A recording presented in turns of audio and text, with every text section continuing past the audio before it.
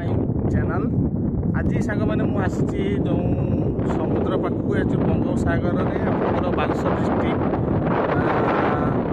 ଏଠି ଚାନ୍ଦିପୁର ବିଚ୍ କୁହନ୍ତି। ତ ଏଠି ଆପଣଙ୍କୁ ବହୁତ ସାରା ସୁନ୍ଦର ବିଚ୍ ଦେଖିବାକୁ ପାଇବେ। ଆପଣ ବୁଲାବୁଲି କରିପାରନ୍ତି ୱିଥ୍ ଫ୍ୟାମିଲି ଫ୍ରେଣ୍ଡସ୍ ଆଉ ଗାର୍ଲଫ୍ରେଣ୍ଡ ବୟଫ୍ରେଣ୍ଡ ଆପଣ ଆସି ବୁଲାବୁଲି କରିପାରନ୍ତି।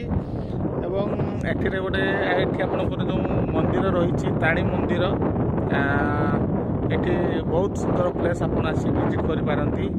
ଦେଖୁଥିବେ ପ୍ଲେସ୍ ଆପଣଙ୍କୁ ଏଠି ସମୁଦ୍ର ପୁରା ବିଚ୍ ଆପଣଙ୍କର ନର୍ମାଲ୍ ବିଚ୍ ଅଛି। ଆପଣ ଯେକୌଣସି ଖେଳକୁଦ ଫିଷ୍ଟ ପାର୍ଟି ଯାହା ଇଚ୍ଛା ତାହା କରିପାରିବେ।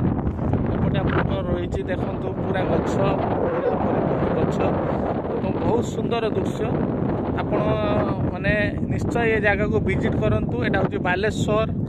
ଆପଣଙ୍କର ପ୍ରପର୍ ଆଡ୍ରେସ୍ କହିବି 9000 କିମ୍ବା 10000 12000 ଏଇଟା ହେଉଛି ଆଡ୍ରେସ୍ ତା'ର। ଆପଣ ଭାବିବେନି ଏଇଟା ଗୋଟେ ସଂଖ୍ୟାଟା ତା ଆଡ୍ରେସ୍।